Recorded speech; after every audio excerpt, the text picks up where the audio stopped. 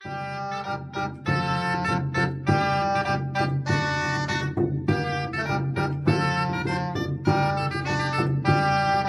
Renaissance took place after the Dark Ages, which were pretty crap, so everyone was happy when that was over. But just a quick recap. The Dark Ages was when Europe wasn't really thinking straight. It didn't help that the Roman Empire was beginning to fall. In the Dark Ages, everyone seemed to forget everything that the Romans and Greeks had learned before. During this time, Europe was under a government called feudalism.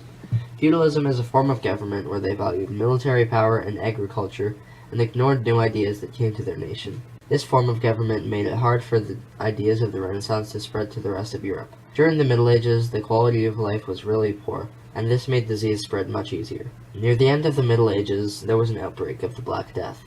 This outbreak killed nearly half of Europe. Now that we have the Dark Ages out of the way, we can talk about the Renaissance. The Renaissance took place from roughly 1350 to the 1600s. During the Renaissance, the world began to think about everything that the Romans and Greeks had done before. In this time, everything was flourishing. There was great art, new inventions, new ideas, and a lot of trade. This trade took place along the Silk Road, which went all the way from Italy to Japan. With trade becoming very common, almost all of the countries began to trade. It was easier for countries such as Italy to trade, as they had a good path through sea and land, and were near the center of everything. It was harder for Northern Europe to trade, due to the fact that they were farther from many trading ports and were more inland. So, not many countries in Northern Europe had access to sea routes. This slowed down trade in Northern Europe and made the spread of ideas much slower.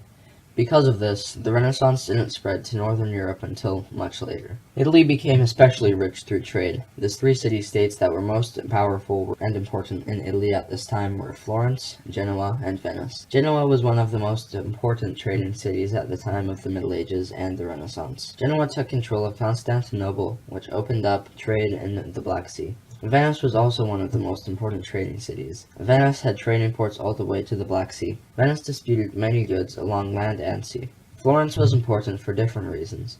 They weren't as focused on trade compared to Genoa and Venice. Florence was filled with many wool merchants, artists, and wealthy bankers. Florence became very wealthy and began to purchase the states surrounding it. However, trade didn't only bring riches, but also the spread of ideas. This is one of the things that helps the Renaissance spread so quickly. These ideas included astronomy, mathematics, science, politics, religion, and art. Although these ideas didn't get very far past Italy, because as I mentioned before, the rest of Europe was under the government of feudalism. It wasn't until the late 15th century that ideas of the Renaissance spread to Northern Europe.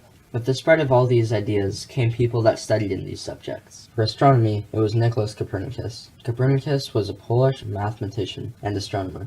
He used math and careful observations to develop a theory of the universe that was different than what everyone believed at the time. During the early to mid-Renaissance, people believed that the Earth was the center of the universe. Copernicus proved that the Earth was not the center of the universe, but the Sun was. He also proved that the Earth rotated on its axis once every day. His views were seen as heresy by the Church. It wasn't until 100 years after his death that people began to accept and believe his theory. In mathematics, it was Francois Viet. Viet was a French mathematician that wrote books about trigonometry and geometry. He made solutions for doubling a cube and dissecting an angle, which were both very useful things in engineering and architecture. In science, it was Leonardo da Vinci. Da Vinci made many scientific advances. He began to dissect human cadavers once the Pope allowed it. He began to take notes on the different parts of the human body. He made detailed drawings and notes of his discoveries. These notes and drawings were used by physicians as well as artists who used the knowledge to paint more realistic human figures. He recorded many plans for inventions such as the tank, parachute, and submarines.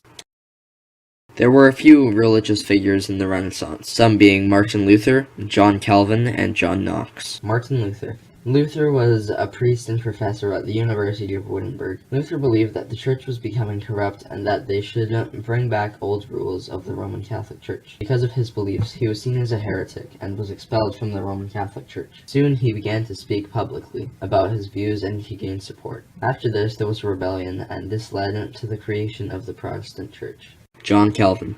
John Calvin believed in similar things as Luther, but he had his own way of Protestantism. He introduced a more strict form of Protestantism based on a single ideal. He believed that people should only practice what is written in the Bible and believed that people should live their life based on a strict moral code. John Knox.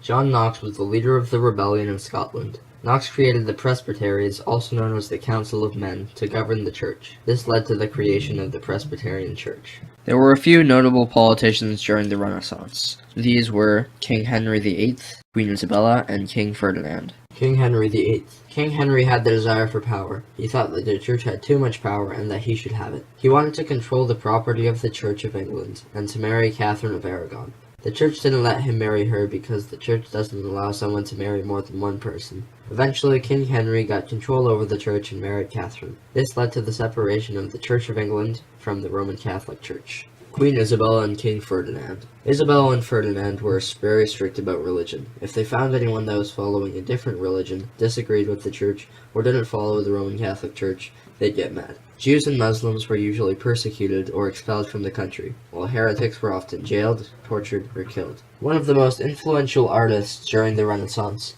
was Michelangelo Buonarroti. Michelangelo was a brilliant Italian painter and sculptor.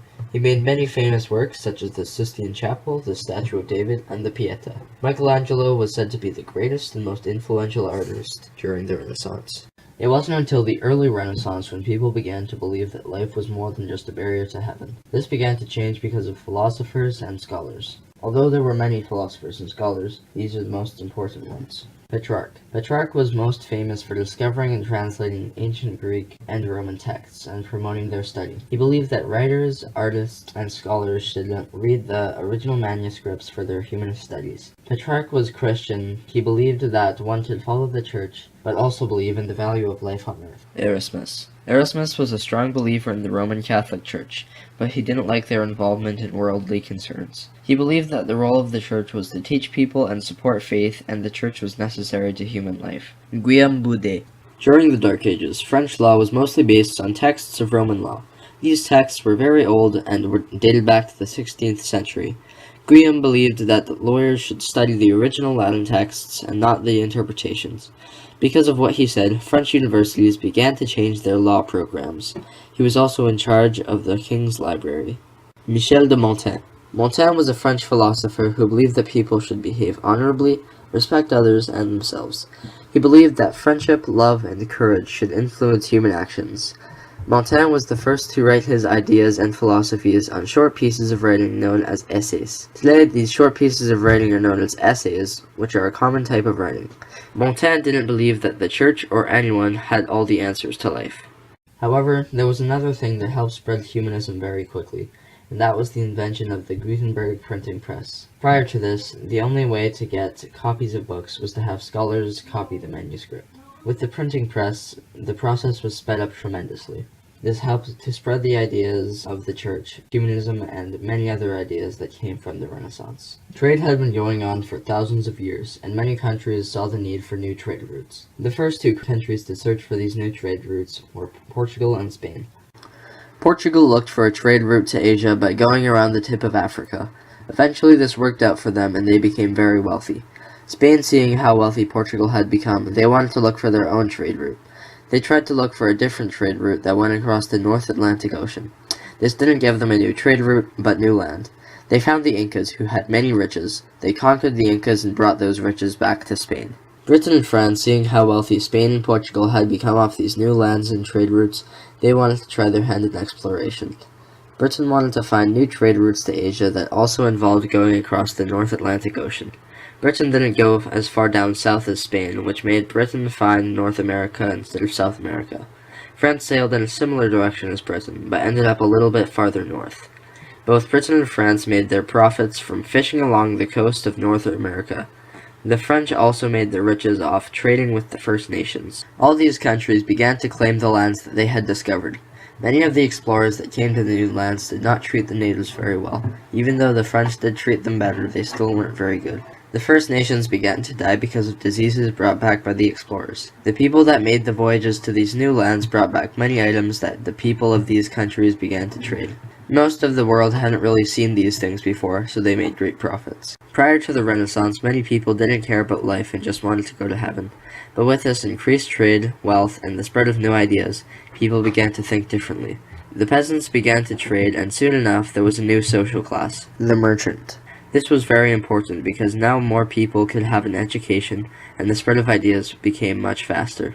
With the increased trade, most of Europe was having contact with other people from other nations. Now that exploration was happening, the explorers began to bring back new goods and ideas. The Renaissance was a very great time in history, and our world changed because of it.